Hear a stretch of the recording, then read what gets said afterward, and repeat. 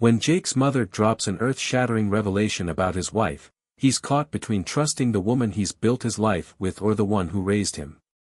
My name's Jake, and I'm 35. My wife, Emily, is 32. We've been married for 7 years, and from the outside, we were that couple, successful, driven, and deeply in love. At least, that's what everyone thought. Emily's always been a complex person, one of those people you can never fully figure out. She's sharp, witty, and confident, sometimes almost too confident. She has this way of commanding attention, whether in a room full of people or when it's just the two of us. People are drawn to her, which I've always admired. But lately, something's been off, and I can't quite put my finger on it.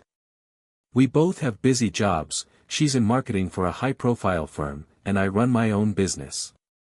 Life's fast-paced, and while I've noticed small changes in her behavior, I chalked it up to stress or maybe just the natural ebb and flow of marriage. You know, the kind of thing everyone says happens after a few years together.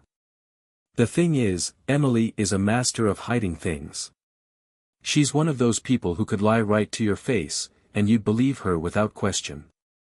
She doesn't break a sweat, doesn't stutter, nothing. It's impressive, honestly, but also terrifying. I always trusted her, though, until recently. Last month, I started noticing she was more protective of her phone. She used to leave it lying around, but now it's always face down or tucked away in her purse. She's also been working late more often, something that isn't totally out of the ordinary given her job, but it's happening a lot more now. I'm probably just being paranoid, I told myself. Emily's good at her job, and late nights are part of the deal. Then, there's the way she's been with me, distant, cold even. It's like she's here but not really here. The sex is rare, and when it happens, it feels mechanical, like she's going through the motions. I've asked her if everything's okay, but she brushes it off, telling me she's just stressed about work or exhausted. It's convincing, except for that nagging feeling in my gut that something's not right. I can't shake the thought that there's more going on, but I don't have any real proof, just this uneasy feeling that won't leave me alone. So, things kept feeling weird between Emily and me. You know how people always say to trust your gut? Well, my gut was screaming at me, but I didn't want to hear it. I didn't want to be that guy, the paranoid husband jumping to conclusions. But it was hard to ignore all the little things that started piling up. For one, her mood swings were getting out of control. One minute she'd be sweet, almost too sweet, like she was overcompensating for something. The next, she'd snap at me over the smallest thing, like not doing the dishes or asking how her day was. I get it, we all have bad days, but this was different. She seemed irritated by my presence, like everything I did was just annoying her. It wasn't like her. Then there were the excuses.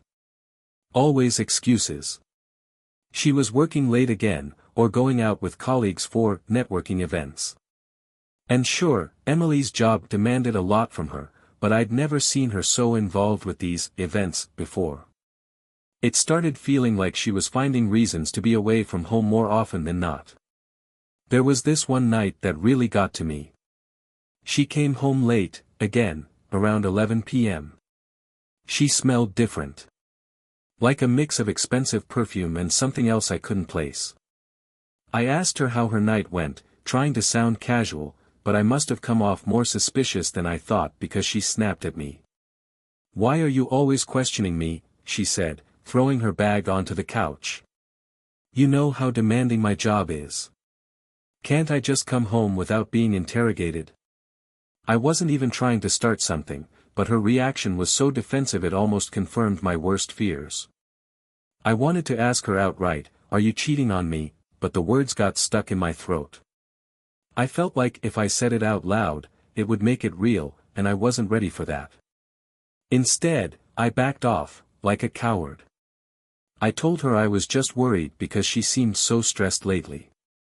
She softened a bit, told me she was fine, just overwhelmed. That I should stop worrying so much. And for a minute, I wanted to believe her. I really did. But that night, after she fell asleep, I found myself lying awake next to her, staring at the ceiling, wondering if she was keeping more from me than I could handle. The next morning, I checked her phone while she was in the shower. I know it's wrong, I know it breaks trust, but I couldn't help myself. I didn't find anything. No weird texts, no incriminating photos. Everything seemed normal, too normal. It made me feel guilty for even thinking she could be cheating. But then again, Emily was smart. If she was hiding something, she wouldn't leave it where I could easily find it. She was better than that. Still, I pushed those doubts to the back of my mind. Maybe I was overthinking things. Maybe it was just a rough patch. Every marriage goes through that, right? Or maybe I was fooling myself. It was a Wednesday when my mom decided she wanted to visit. She doesn't live too far, just a couple of hours away, so she likes to come by every few months to check in on us. This time, she planned to come over for the weekend, nothing unusual about that. She called me earlier in the week to set it up, and I gave her the usual, of course, Mom, you're always welcome here. I told Emily that my mom would be staying with us. Her response was a little colder than usual, just a half-hearted, oh, okay, cool. But I didn't think much of it. Emily and my mom had always gotten along well enough, though Emily sometimes acted like having guests in our home was a disruption to her perfectly organized world. The plan was for my mom to arrive Friday evening. I had to work that day, and Emily had said she'd be working from home, so everything seemed fine. My mom and I agreed she'd text me when she was on her way. But, as fate would have it, things didn't go according to plan. That Friday, I was buried in paperwork at the office when I got a call from my mom, which surprised me because she wasn't supposed to leave until later. I answered, expecting her to tell me she was just heading out. Instead, her voice was shaky. Jake. I'm at your house. I paused, confused. Already? You weren't supposed to be here until this evening. There was a long silence on the other end of the line before she spoke again, her voice lower now. I think you need to come home. I felt a knot tighten in my stomach. What's going on, Mom? Is everything okay? I can't explain it over the phone. Just come home, Jake. It's important. Her tone sent chills down my spine. I told her I'd leave the office right away, my mind already racing with possibilities, none of them good. I jumped in the car and drove home, my heart pounding the entire way. What could have happened? Was something wrong with my mom? Was something wrong with Emily? The worst-case scenarios were swirling around in my head. As I pulled into the driveway, my mom was waiting outside, standing near her car with her arms crossed tightly over her chest. The moment she saw me, she shook her head, and I could see she was trying to hold it together. Mom, what's going on? I asked, stepping out of the car and walking quickly toward her. She glanced toward the house, her lips pressed into a thin line. Jake, I didn't mean to walk in on anything. I came early because I finished up some errands sooner than I thought. I used my spare key to get in, and when I went to your bedroom, I found. Her voice cracked, and she covered her mouth, trying to stifle a sob. What? What did you find? I asked, panic rising in my chest. She finally looked me in the eye, and what she said next turned my entire world upside down. I found Emily, with another man. In your bed. I stared at her, frozen. My brain couldn't process what she had just said. It felt like everything around me stopped, time, sound, everything. They didn't hear me come in, my mom continued, her voice trembling. I didn't know what to do, so I left. I didn't want them to see me. I didn't want to make it worse. My legs felt weak, and I had to steady myself against the car. Emily. In our bed. With someone else. I couldn't speak. My mom reached out and placed a hand on my arm, her face full of sympathy and pain. "I'm so sorry, Jake. I didn't want to be the one to tell you this, but you needed to know." I nodded slowly, still in shock. 1,000 emotions rushed through me at once: anger, disbelief, betrayal, confusion. How could this be happening? The woman I loved, the woman I had shared my life with for the past 7 years, had been cheating on me. In our own home. In our bedroom. I clenched my fists, trying to calm the storm building inside me. I didn't know what I would do or say when I walked into that house, but I had to face it. I had to know for sure. "I'm going inside," I told my mom, my voice flat and emotionless. She looked like she wanted to stop me, to protect me from what was about to happen, but she didn't say anything. She just nodded, tears welling up in her eyes. With shaking hands, I opened the front door and stepped inside. The house was eerily quiet, the air thick with a tension I had never felt before. My feet moved on their own, carrying me down the hallway toward the bedroom. I could feel my heart pounding in my throat, each step heavier than the last. When I reached the door, I hesitated. Part of me didn't want to go any further. Part of me wanted to turn around, get back in my car, and drive as far away as possible. But I couldn't. I had to see it with my own eyes. I slowly pushed the door open. When I pushed open the bedroom door, my heart was pounding in my ears, my mind racing with the image my mom had just described. But when I stepped inside, it wasn't what I expected. Emily was there, alone. She was sitting on the edge of the bed, fully dressed, scrolling through her phone like it was any other day. The bed was made, the room perfectly normal, as if nothing had ever happened. My mind reeled. Where was he? My mom had said she caught them together. Emily looked up as I entered, her face showing mild surprise, but no sign of panic or guilt. "Jake?" she asked, her voice calm, maybe even a little confused. "What's going on? Why do you look like you've seen a ghost?" I stood frozen at the door for a second, trying to process what I was seeing. My throat was dry as I tried to get the words out. "Where is he?" She blinked. "What are you talking about?" "The guy. The man you were with. Where is he?" Her brow furrowed, and she stood up, slowly walking toward me. "Jake, there's no one here. I've been alone all day, working." "What are you talking about?" My heart sank. I glanced around the room, half expecting to see some sign of him, anything. A shirt, a jacket, something out of place. But there was nothing. Everything was neat and tidy, just like it always was. There were no signs of another person. No clothes tossed around, no extra shoes by the door. I turned back to Emily, my voice more strained this time. "Don't lie to me, Emily. My mom was here. She saw you with him. She walked in and caught you, right here, in this room. I know what's going on."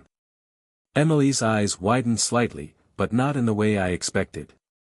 She didn't look guilty. She didn't look caught. Instead, she looked hurt. "Jake," she said softly, taking a step closer to me. "Your mom doesn't like me. You know that. She's always had something against me, ever since we got married. She makes things up. She's probably trying to cause trouble between us." I shook my head, trying to make sense of it. "No. She wouldn't do that. She wouldn't lie about something like this." Emily's expression shifted, and now there was a flicker of anger behind her calm demeanor. "Really? You think your mom wouldn't make something up to try and break us apart? How many times has she made little digs at me, tried to undermine our relationship? She's been waiting for a reason, Jake, and now she's found one." I felt the room spinning. Emily's words were messing with my head, making me question everything. It was true, my mom had never fully warmed up to Emily. They'd always had a strained relationship. My mom thought Emily was too cold, too career-focused, too distant. She'd made comments over the years, nothing too harsh, but enough to plant seeds of doubt. But this? Could she really have made up something this serious? Emily sighed, her voice softening again. Jake, I don't know what your mom told you, but I swear, there's no one else. You're the only person I've been with. She's trying to sabotage us. Please, don't let her win. I stood there, staring at her, my mind a whirlwind of emotions. Part of me wanted to believe her. After all, Emily was a brilliant liar when she needed to be, always so composed, so convincing. But this was different. This was my mom versus my wife, and I was stuck between them, not knowing who to trust. I ran a hand through my hair, feeling more confused than ever. She was so sure, I muttered. She said she saw it. You, and him, in our bed. Emily stepped even closer, reaching for my hand. Jake, look at me, she said, her voice pleading. Your mom wants us to fail. She's always had it out for me. You know that. Don't let her poison what we have. I swallowed hard, my head spinning with doubt. The Emily standing in front of me looked so sincere, so convincing.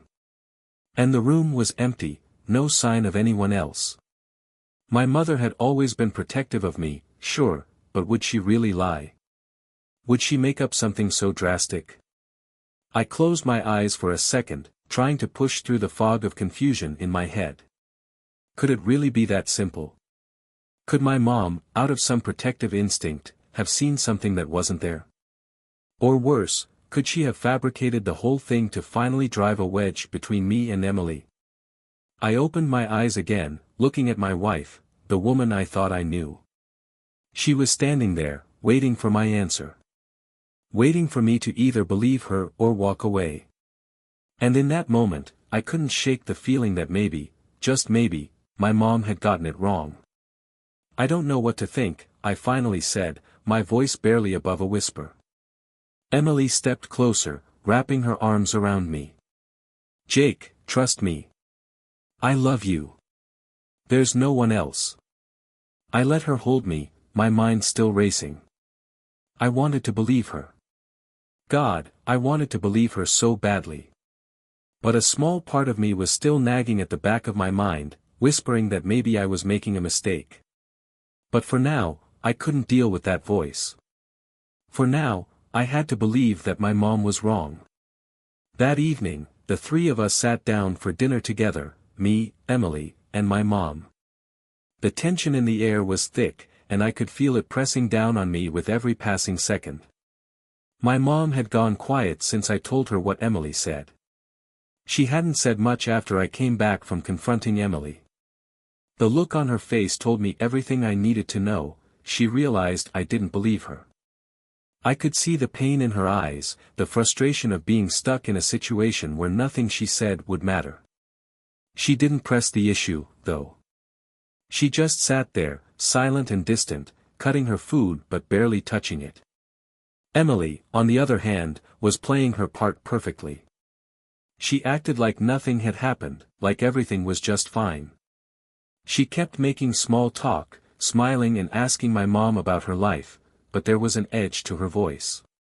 Almost like she was daring my mom to say something, to make a scene. But my mom didn't take the bait. The awkwardness was unbearable. I tried to join in, forcing myself to ask about my mom's plans for the weekend, but even my voice sounded hollow.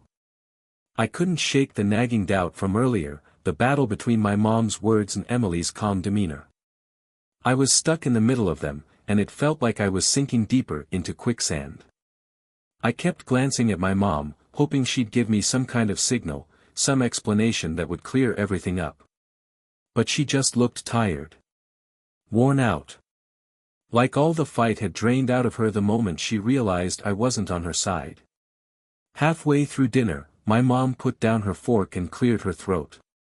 Jake, I think I'm going to head out early, she said, not making eye contact with either of us. I blinked, surprised. What? But you were supposed to stay the night. She smiled, but it was the kind of smile that didn't reach her eyes. I just remembered I have a few things to take care of at home. I don't want to be a burden. Besides, you two have a busy weekend, I'm sure. I could feel my stomach twist. I didn't want her to go. I didn't want her to leave like this, but I also didn't know what to say to make her stay. I had already let her down once by not believing her, and now I was watching her slip away, knowing that the moment she left, this fragile piece would shatter. Emily, of course, was quick to chime in, her voice soft but firm. It's no trouble at all, really.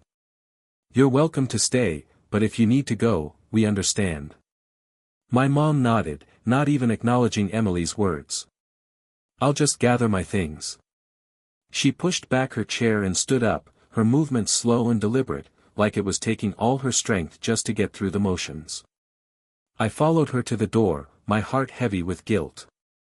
Mom, are you sure you don't want to stay? It's late. You can always leave in the morning. She shook her head, not looking at me. No, Jake. I'm sure. She paused for a moment, her hand on the doorknob, before finally turning to face me. I hope you know what you're doing. Her words stung. I knew she was trying to hold back how much this was hurting her, but it was written all over her face. She didn't trust Emily, and she didn't trust me to see what she saw. And honestly, I didn't know if I trusted myself anymore. I nodded, not knowing what else to say. Drive safe, okay? She gave me a quick, strained hug, and then she was gone. I watched her walk to her car, her figure illuminated by the porch light. I wanted to call out to her, to tell her to come back, that we'd figure it out together. But I stayed silent. Emily came up behind me, wrapping her arms around my waist. I told you she's been trying to turn you against me, she whispered into my ear, her tone smooth, almost smug. It's better that she left. We don't need that kind of negativity in our lives. I didn't respond. I just stood there, watching my mom's car pull out of the driveway and disappear into the night. A part of me felt relieved that the tension had left with her, but another part of me, deep down, felt something darker. A creeping sense that I'd just let something important slip through my fingers. That I'd chosen the wrong side. I let out a heavy sigh, the weight of everything pressing down on me. Yeah, maybe, I muttered, not even sure I believed myself anymore. Emily smiled and kissed the side of my neck. Come on, let's relax. You've been stressed all day. I followed her back inside, trying to shake the feeling that something had just shifted between me and my mom, something that might never go back to the way it was. A week had passed since that strange, tension-filled dinner with my mom. After she left that night, things between Emily and me seemed to settle down, or at least, I thought they had. Emily went back to her usual routine, late work nights, dinners with colleagues, and the occasional, I'm just so stressed, excuses when she'd seem distant. And me? I convinced myself that I had overreacted. That my mom, despite her best intentions, had been wrong. It wasn't like I wanted to believe Emily over my mother. But there was no proof, no guy in the room when I checked, no suspicious messages on her phone. Nothing tangible, just lingering doubts that I kept burying deeper. Emily was good at making me feel guilty for even questioning her, so I pushed the doubts aside. Besides, what kind of husband would I be if I didn't trust her? By Friday, everything felt normal again. Almost too normal. I had plans to meet up with a couple of my buddies from work for some beers at the bar. It had been a while since we hung out, and I was looking forward to just relaxing, unwinding after a long week, and forgetting about the weirdness from last weekend. Around 5:30, I decided to swing by the house before heading out, just to change clothes. I wasn't planning on staying long, just enough time to throw on a fresh shirt and head to the bar. I didn't call or text Emily, I figured she was still working. After all, she had mentioned a late meeting earlier that morning. I pulled into the driveway, everything looking exactly the way it always did. Calm. Quiet. Unassuming. I grabbed my keys, unlocked the door, and stepped inside. The house felt empty, no sounds, no lights. Just the familiar stillness I'd come to expect, and Emily was supposedly out working late. I headed down the hallway toward our bedroom, already thinking about what shirt I'd wear, what I'd drink at the bar, maybe even what I'd say to the guys about the whole mess with my mom. I was just about to turn the doorknob when something stopped me. Voices. Faint, muffled, but unmistakable. My heart skipped a beat, my hand freezing in place. I told myself I was being paranoid again. Maybe she was on the phone. Maybe she was watching a video on her laptop. Anything to explain away the fact that I was hearing another voice, a male voice, coming from our bedroom. Without thinking, I pushed open the door. And there they were. Emily was naked, straddling some guy, her body pressed against his in a way that made my stomach turn. His hands were gripping her hips, and they were so lost in each other they didn't even hear me come in.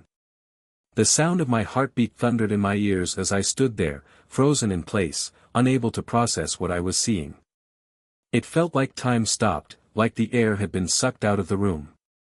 My vision narrowed to just the two of them, the disgusting intimacy of the moment burning itself into my brain. I could hear my mother's voice in my head, echoing, "I found her with another man. In your bed." And suddenly, it all clicked. My mother hadn't lied. She hadn't made it up. She had been telling the truth, and I had been too blind, too desperate to believe Emily, to see it. The truth was right in front of me, naked and tangled up with another man, in the bed we'd shared for years. Emily gasped when she finally noticed me standing there, her eyes wide with shock. She scrambled off the guy, pulling the sheets around her like it would somehow undo what I had just walked in on. "Jake," she stammered, her voice frantic, but I couldn't hear her anymore. I couldn't hear anything. My mind was spinning, my body trembling with a mix of fury, disbelief, and deep, gut-wrenching betrayal. The guy, a stranger I didn't even recognize, just sat there, dumbfounded, like he couldn't believe he'd been caught. He didn't say a word, didn't try to explain himself, just grabbed his clothes from the floor and stood there, unsure of what to do. I didn't say anything. I couldn't. The world around me felt like it was crumbling. Every lie, every excuse, every fake smile Emily had given me over the past few months came rushing back, like a flood I couldn't hold back anymore. The puzzle pieces were finally coming together, and the picture they formed was uglier than I could have ever imagined. All I could think was that my mother had been right. She had been right, and I had chosen not to believe her. Emily tried to speak, tried to get closer to me, but I took a step back, shaking my head. I couldn't even look at her. Not now. Not after this. "Jake, don't," I cut her off, my voice barely above a whisper, but laced with so much anger it surprised even me. "Just, don't." I turned and walked out of the room, my chest tight, my head pounding. I could hear her calling my name behind me, but I didn't stop. I didn't care what she had to say. There was nothing left to explain. I grabbed my keys and slammed the front door behind me, my hands trembling as I fumbled to start the car. I couldn't think. I couldn't breathe. All I knew was that I had to get away. Away from her. Away from the house. Away from everything. As I drove down the street, my phone buzzed in my pocket, probably Emily, probably trying to come up with some pathetic excuse for what I'd just seen. But I didn't answer. I couldn't. The only person I could think about was my mom. The one person who had tried to protect me from this. The one person I had doubted, and who had been right all along. I don't even remember the drive to my mom's house. It was like I was on autopilot, my hands gripping the steering wheel so hard my knuckles turned white. All I knew was that I had to get out of there, away from Emily, away from the sight of her with that man. My mind was racing, but there was only one thought that stood out above all the chaos: I have to apologize to my mom. I pulled into her driveway, barely able to keep myself together. As soon as I stepped out of the car, I felt a rush of emotions: shame, guilt, anger at myself for not believing her. I walked up to the front door, my legs feeling like they could give out any second, and knocked. It didn't take long for her to answer. When the door swung open, there she was, my mom, standing there with that same worried expression she'd had when she first told me about what she'd seen. But this time, there was something else in her eyes. A sadness that told me she already knew why I was there. "Jake," she said softly, stepping aside to let me in. I didn't wait. The words came pouring out before I even knew what I was saying. "I'm sorry, Mom. I'm so sorry." Her face softened, and she reached out to hug me, pulling me into her arms like she used to when I was a kid. I felt the dam break, and the tears came. I didn't care about holding them back anymore. Not in front of her. "I didn't believe you," I choked out, my voice muffled against her shoulder. "You tried to warn me, and I didn't listen. I thought you were wrong." She held me tighter, not saying a word for a few moments. When she finally spoke, her voice was gentle, filled with the kind of love only a mother could give. "Oh, Jake.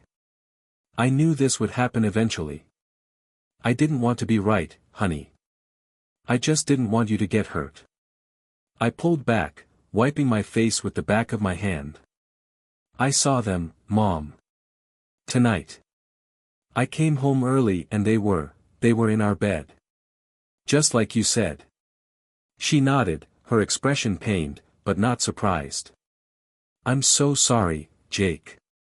I know this is hard, but you need to remember, it's not your fault." But it felt like it was. I had ignored all the signs, let Emily manipulate me into doubting the one person who had always been there for me.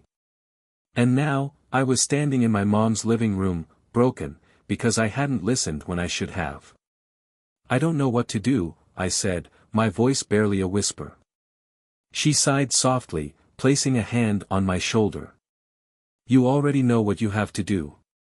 I left my mom's house that night with a clearer head, but the anger was still simmering underneath the surface.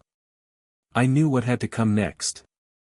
I wasn't going to be that guy, the guy who stays, who tries to forgive, who lets it drag out for months. No. I was done. Emily had crossed a line that couldn't be undone. I drove back to our house, my mind sharp, focused on what I needed to do. The house was still as empty and quiet as when I left it, but this time it felt different. It felt like it wasn't mine anymore, like it had been tainted.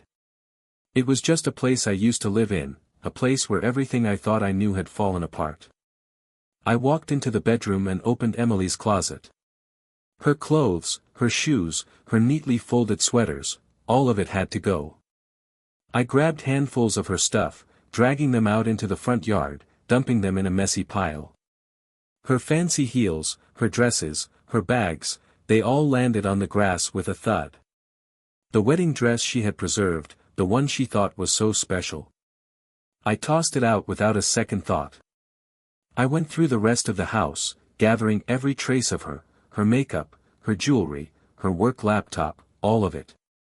It all ended up outside, a chaotic mountain of her life, scattered on the front lawn for the world to see. I didn't stop there. I grabbed my toolbox and marched to the front door. I unhooked the lock, changed the code, and replaced the keys. There was no way she was getting back in. Not tonight. Not ever. As I stood there, breathing heavily, I realized that this was it. This was the end of our marriage, and there was no going back. I felt strangely calm. Like the act of throwing her things out, of shutting her out of the house, was giving me some sense of control after everything I'd lost. The last thing I did before leaving the house was call my lawyer. I didn't care that it was late on a Friday night. I left a voicemail: "I want to file for divorce." Hours later, I sat in my car down the street, waiting. I didn't want to be in the house when she came home, but I wanted to see her face when she did. When she saw what I had done. It was almost midnight and Emily's car finally pulled into the driveway. I watched from the shadows as she stepped out, completely unaware of what was waiting for her. She was dressed up, like she'd just come from some fancy dinner or an evening out with her friends. I wondered who she'd been with, but I quickly pushed that thought out of my mind. It didn't matter anymore. She walked up to the front door, her heels clicking on the pavement. And then she saw it, her stuff, her life, scattered all over the lawn. She stopped dead in her tracks, staring at the mess in disbelief. I could see her trying to process it, trying to understand what had happened. She rushed to the door, fumbling for her keys, but of course, they didn't work. She tried again, jiggling the handle, frustration building as she realized she was locked out. That's when she saw the note I had taped to the door. 3 simple words: "We're done. Goodbye." I watched as she read it, her hands trembling, her face pale under the glow of the porch light. She pounded on the door, calling my name, but I wasn't there to answer. She was locked out of my life for good. I watched Emily from the safety of my car as she stood there, still pounding on the front door, her voice shrill and desperate. She was shouting my name, over and over, like somehow I'd magically appear and let her back in. But I stayed hidden, silent, watching as the reality of the situation started to sink in for her. The calm I felt sitting there was eerie, like I had finally detached myself from the chaos she had created in my life. After a few minutes, she stopped pounding on the door. She took a step back, glancing at the mess of her belongings scattered across the lawn. Her clothes, shoes, makeup, everything. I saw her shoulders slump as she realized there was no way inside, no way back to the life she had destroyed. For a second, I wondered what was going through her head. Was she panicking? Regretting it? Or was she just that I'd finally beaten her at her own game? She pulled out her phone and frantically dialed, holding it to her ear. I could guess who she was calling, probably me, or maybe that guy I'd caught her with. Either way, I wasn't answering. The phone buzzed in my pocket, vibrating against my leg, but I didn't even look at it. I wasn't ready to hear her lies or her excuses. I was done with that. Finally, she seemed to give up, sinking down onto the front steps of the house, her head in her hands. The desperation on her face was something I'd never seen before. Emily had always been so composed, so in control. But now, sitting there with her world falling apart around her, she looked small. Vulnerable. And as much as I'd spent the last few hours fuming with anger, there was a strange part of me that almost pitied her. But that pity didn't last long. Not when I remembered the scene I'd walked in on just a few hours earlier. Not when I remembered all the lies, the gaslighting, the manipulation. No. Emily deserved to feel this, every bit of it. After a while, I saw her texting someone.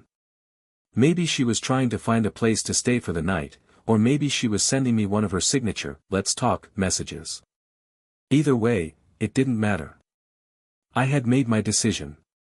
There was no talking. There was no fixing this. There was only moving on. Eventually, Emily stood up, her movements slow and uncertain. She grabbed one of her bags from the lawn, slung it over her shoulder, and walked down the driveway. I sat perfectly still, watching as she got back into her car and drove off into the night. I didn't know where she was going, and for the first time in years, I didn't care. When her car disappeared down the street, I finally allowed myself to breathe. The weight on my chest started to lift, and for the first time since all of this began, I felt like I could see the light at the end of the tunnel. The next morning, I woke up with a strange sense of peace. The house was quiet, empty, but for the first time in a long time, it felt like it was mine again. The bed felt bigger, the space around me less suffocating. I had cleared out every trace of Emily, her clothes, her things, even her scent that used to linger in the air. It was like purging my life of her had also cleansed my mind. I spent most of that Saturday tying up loose ends. I called the locksmith to change every lock in the house, made sure she had no way of accessing anything tied to my bank accounts, and began gathering the paperwork for the divorce. My lawyer was quick to respond to my late-night message and had already started drafting up the documents. I wanted it to be fast, clean, and done. No drawn-out drama. I had no interest in fighting over who got what. She could keep whatever she wanted, as long as I never had to see her again. In the afternoon, as I was packing up the last of her things into boxes to be sent wherever she was staying, my phone buzzed. It was her. Of course. I stared at the screen, debating whether to read the message. Finally, curiosity got the best of me, and I opened it. "Jake, we need to talk. I know you're angry, but please, just hear me out. I never meant for this to happen. I still love you. Please let's talk." My blood boiled reading it. Still loves me? After everything I'd seen? After months of lying, cheating, and manipulating me into thinking I was the problem? No. I wasn't falling for it again. I didn't reply. I didn't have anything to say to her. The next message came an hour later. This time, it was angrier. "Jake, this is ridiculous. You can't just throw me out and lock me out of the house. We're married, and you can't just pretend like none of this matters. We have to talk about this like adults. You're being unreasonable." I laughed out loud when I read it. Unreasonable? After what she did, I was the unreasonable one. The fact that she could even say that, after everything, showed me exactly who she was. She wasn't sorry. She was just upset that she'd lost control of the situation. I blocked her number after that. I didn't need to hear anything more from her. There was nothing she could say that would change what had already happened. By the end of the day, the house felt different. Lighter. The air wasn't so thick anymore, and I didn't feel that constant tension that had been hanging over me for months. It was like I had finally reclaimed something I hadn't even realized I'd lost. My life. My peace of mind. I knew there was still a long road ahead. Divorce wasn't going to be easy, and the fallout from all this wasn't going to disappear overnight. But for the first time, I felt ready to face it. I felt like I was finally in control, and that was something Emily couldn't take away from me. That night, I slept in my bed, alone, and for the first time in months, I didn't feel like a stranger in my own home. A week passed after that night, and for the first time in what felt like forever, I started to feel a sense of normalcy creeping back into my life. The house was mine again, quiet, peaceful, without the suffocating weight of Emily's presence. I had started the process of filing for divorce, and while it was painful, it was also freeing. There was no more pretending, no more lying to myself. I was moving on. But, of course, Emily wasn't ready to let go. Not yet. One afternoon, I came home from running errands and saw her car parked outside the house. My stomach twisted. I had blocked her number, ignored her emails, and done everything to cut her out of my life, but there she was, waiting. I parked the car and sat for a moment, watching her through the windshield. She was standing by the front door, arms crossed, eyes fixed on me as I got out of the car. I didn't want to do this. Not now, not ever. But I knew I had to face her one last time. As I approached, her expression softened, and she took a step forward. "Jake, please. We need to talk." I stopped a few feet away from her, keeping my distance. "There's nothing to talk about, Emily. It's over. You know that." She shook her head, her eyes pleading. "Jake, I made a mistake. I know I hurt you, but we've been through too much to just throw it all away. I was wrong.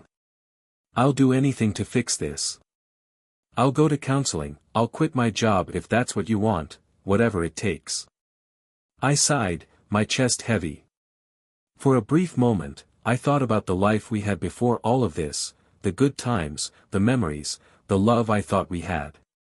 But that life was gone. It had been gone long before I caught her in bed with someone else.